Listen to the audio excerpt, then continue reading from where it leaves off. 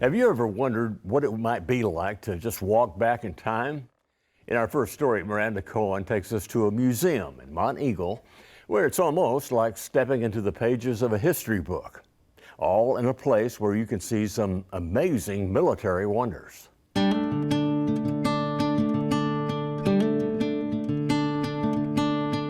Monteagle Mountain has a rich military history, so it seems quite fitting that a rare collection, a century in the making, is being preserved and displayed here at the Sam H. Werner Military Museum on West Main Street, carefully looked after by his longtime friend, Parker Lowndes. Sam Werner, of course, everybody here locally knew him as Bud, was a gentleman who served in Korea.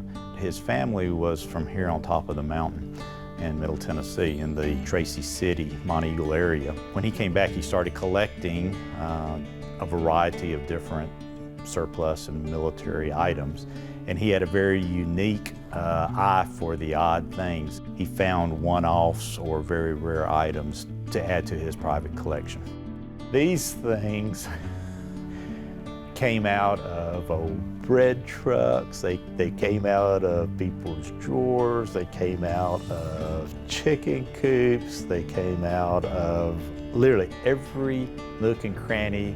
Werner's love of collecting military mementos grew so large that when he passed away, it was his final wish that his beloved artifacts be preserved and presented in a way others could appreciate them, as a tangible reminder of the sacrifices that were made and of the people who made them. Serving in the military, you're doing something bigger than you. It's not for a paycheck, it's not for an education.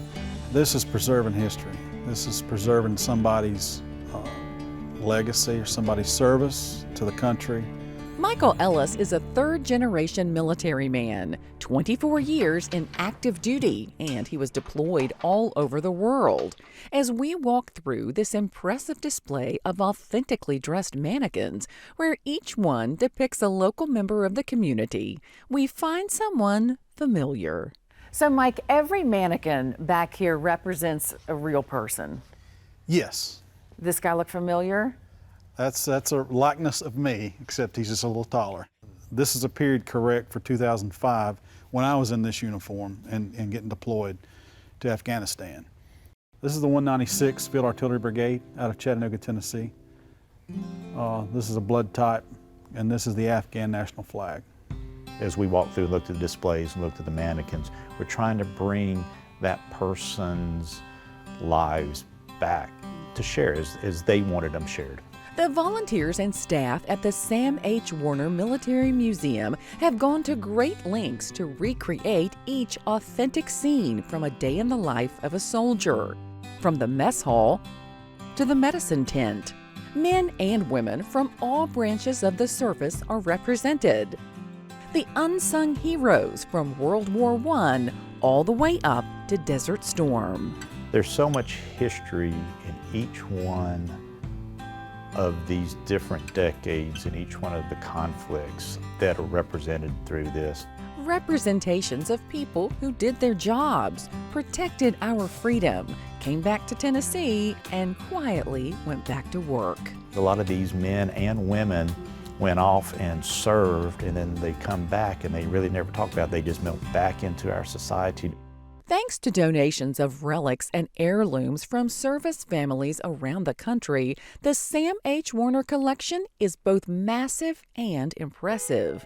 Pristine uniforms, tents, soft goods, and a stunning, rare collection of military vehicles. The thing that makes this museum special are the 4 1943 ultralight prototype Jeeps that were set up for the glider program. And we're the only museum that has that complete collection of all 4.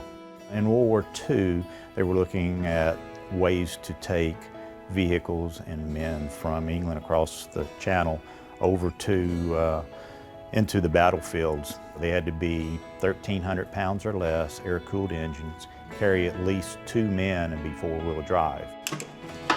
Thanks to constant care and maintenance from a dedicated staff, about 70% of these vehicles are still operational and will occasionally drive a longtime friend down memory lane. To bring them back to life, hear them run, and actually ride down the road in them is meaningful.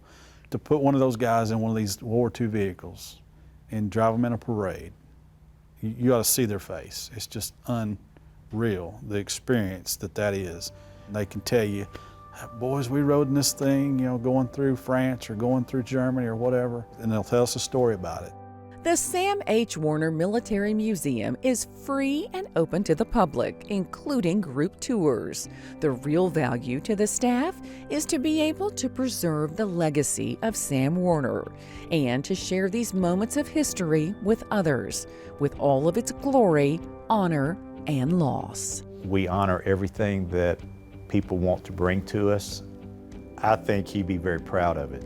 Sam was a very patriotic gentleman. He enjoyed collecting, so I think that having all of this under one good dry roof that you can walk through and enjoy and see the history, I think he'd be very proud of it.